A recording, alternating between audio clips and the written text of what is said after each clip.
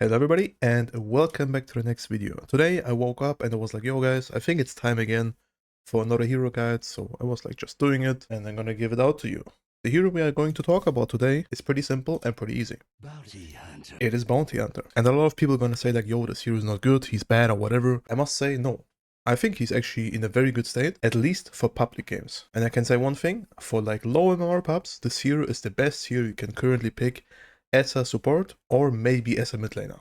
I wouldn't recommend you playing him on +1 or +3, but like in my opinion as a support, this is the best hero right now you can play, especially in pubs if you want a lot of potential to snowball or come back in your games. And we are going to talk about a lot of aspects why I think this hero is good and what you should do actually to like achieve the same goals as I do, because I'm picking him right now in every single game. And I must say all these wins are basically in lower MMR lobbies and all these losses are basically in high MMR lobbies, because this hero is actually very good against low MMR people, but very bad against high MMR people because they understand how you will play and they will be ready and play together with sentries, with vision or whatever. But in low MMR games, it doesn't really matter. And with low MMR, it's obvious. I'm talking about like 10k, 11k MMR games, and higher MMR is like 12 to 13k average games. So I can guarantee you, in your games, this hero will work. Guaranteed. If you do it correct. And even if you don't do it correct, like the fundamentals of this hero are like so strong that you don't even need to do much to actually have success with it. Like the basically, I'm gonna talk about the spells real quick. Your Q spell is very great for farming. Later on in the later on, you can basically flash farm as well with this hero. You can outpush waves, which was a big problem back in the day when Bounty Hunter had no facets. You could not push waves, or like you could, but like it was very slow. But with this facet, you can easily kill waves by just using your Q spell. One Q spell and almost the entire wave is dead and you kind of chill. On the facet side, I will say never pick the right one. The right one is so bad, it doesn't make any sense. Like sure, the gold seal sounds cool, but on paper and in the game, it doesn't give you anything, trust me. So just take the left one, it gives you way more damage potential and it gives you a flash farm possibility for waves. Second spell is kind of easy as well. You're just stealing gold, you're dealing some damage. I must say, my skill build on this hero is basically I max my Q, I max my E, and I max my ult. The W, sometimes I'm putting 1 point in it, but that's it, because the spell is not good and it's very unreliable that you're gonna get it. So just prioritize on your invis and your Q spell. The invis is like very simple as well to understand. You're going in, you can tank more damage at some point with your talent, plus you have a stun whenever you hit somebody. The track is the important part. Like I must say, this spell won me so many games because of one reason. Potential of snowballing or coming back in a game is insane. The fact that we are snowballing that quickly is at the point where I got my track basically. And track kills are actually insanely heavy for later on in the game, early on in the game, late game, comeback potential and snowball potential. Because if you just look at my gold and of the gold of my team, they would never have so much gold without the tracks. I can guarantee you that. There's no chance. Like the DK would be like maybe 10k, same as Lina. Me and Disruptor would be probably like between 3 and 4k gold, and my Beastmaster's probably at like 9, maybe 8.5k gold. So it doesn't sound much, but I can tell you in the game and on paper as well, this is an insane spell and it will actually own in your games. And I'm gonna show you why. Alright, early on, it's pretty simple. Your item build is basically almost the same. Stick, double branch, tangos, sentry, blood grenade. You can start with your Q, you can start with your W, and you can start with your invis. If you wanna get a first blood, you definitely start with your invis and try to get a kill as I do right now.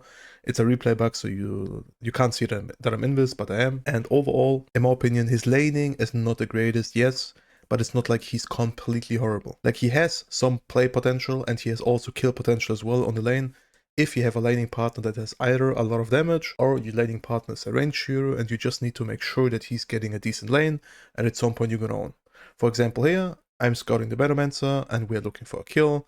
What is gonna happen? We're just gonna kill him, easy clap, my mid laner or somebody else gets a kill, and I'm super happy. Right here I kinda fucked up because I was scaled, but like overall, my mid laner got the first kill, so I'm super happy. So skill build, pretty simple. You max your Q, you max your E, and then you get your ulti, obviously. Item build, it depends. In my opinion, you should decide by yourself what you want to buy early on or like later on. But I'm always going for like Arcane Boots drums, or like Arcane Boots mecha, or Arcane Boots 4-staff, these type of items, to have some mobility, to save my team a little bit, to help them a little bit, and later on, I'm basically like the team item tank, like the guy that just buys all the team items. Or maybe I'm even buying an Orchid if I play against a hero like Storm or Pack Middle that is not expecting an Orchid. So this is the big problem on this hero. You are basically a creep early on. So if you can avoid these scenarios, you are good to go. And now it sounds bad that what I'm showing you right now, but the thing is, the good part here is that it did not matter, because my Phoenix needs level 2 or 3, and then we're gonna start owning. So you will see, I'm gonna run back here, and at some point we're just gonna own them. The most important part is you need this big camp to like pull and like get some experience as well, which is very important as all the position 4 heroes kind of, but like you will now, your laning phase is not the greatest. You need like minimum level 2 or 3, and then you're getting like kill potential at some point. But for example here, I know that this Venomancer can die if he fucks up. For example here, we're just hitting him a little bit and we're dealing a lot of damage. And I can tell you, if I'm level 2 here, this Venomancer could have been dead. Sadly he's not, but like you will see, we are going to stomp this lane, because the more levels my Phoenix get, the more levels I get, the stronger we are. Which is usually what happens with a Bounty Hunter. Your level 1 is just completely garbage, but later on you're actually kind of owning. So for example here, I got my level 2, my Phoenix is also level 2, I see a potential on a Venomancer kill, we're just like hitting him a little bit, both of them are half HP, so I'm thinking about a kill, Venomancer's dead, Slug is gonna die too. So that's like the thing. With Bounty Hunter, you need to really be careful at level 1. If you get some pickups, or if you get like first blood or some shit, great. But it sounds stupid, but in the laning phase, you just need to chill and wait for your offlane to get levels, and for yourself as well. There are two play potentials. Either you push the first wave, you have a big camp and you can pull it or do whatever you want, or you just pull the second wave. So you get one wave for free for yourself, for your level 2, your offlane is also getting some solo XP, and then you can try some plays. These two type of scenarios are there, or you just like sit there as I did, and sadly I was feeding. That's why I couldn't pull the second wave and all that stuff, otherwise I would have done it. But like it was still fine because I have a Phoenix on my lane. But for example, if I have a Mars on my lane, then the story would have been completely different, because Mars is way weaker than Phoenix with a bounty together. But overall, as you can see here, like one step up by the Venomancer and he's basically dead. And this is going to happen on all your lanes, trust me. Even if they have stronger heroes than you, sometimes with a Bounty Hunter you have a lot of potential. And this is like one of the key moments of Bounty Hunter, what makes him insanely strong. People are not expecting you. And even if they say, yo, Bounty is missing, it doesn't really matter, because people still not expecting you to be this fast. Like look at my movement speed with Windlace and Boots. I almost have 400 movement speed. I'm literally running around the map, and let's say I'm on top lane and I'm starting to run to middle lane. I'm literally there in like, I don't know, 20 seconds, 15 seconds, maybe even less. And especially in low MMR games, people have having big problems reacting to that. So you should abuse that factor. But the most important part about Bounty Hunter is not even the laning phase or like the rotations, in my opinion. Like the rotations are insanely good on Bounty Hunter if you can make them work. But people, the better people get, or like the more people hate you, they will start benching everything up, so you have a tough time doing that. But like in my opinion, Bounty Hunter is very good at securing some spaces, scouting enemies, and like doing risky plays like here. Like I do not mind dying there. I really don't mind. But in my opinion, the most important things about Bounty Hunter is basically this. So me, Lich, and Storm Spirit, we're looking for a fight. I see on the minimap where my Lich and my Storm Spirit is right now. That's the reason I'm just like chilling in the middle to give vision and track already. That's the only reason. Sadly, the sniper sees me, which should happen. But like overall, I'm just like trying to be on the edge between my team and the enemy team. And the more vision I can give my team, the better it is. For example here, my Lich sadly got skewed down, so he's kind of dead right now. But I'm still trying to give vision and being annoying a little bit and poking. That's all I'm doing. I'm trying to stay on the edge of the fight, use my tracks, get my gold, use sometimes my Q, and maybe if I'm lucky I can get close and use my invis and hit somebody and stun him. That's like basically my entire plan of all the fights. I get it, people think a lot like, yo, if you play Bounty, you need to tank and you need to stay in front. No, you don't. Your team is also there. You can tank, yes, if you are sure you're gonna survive the engagement of enemies. You are not the person that needs to tank a lot. You're basically the person that needs to give vision, provide information for your team, and at some point, you can start engaging.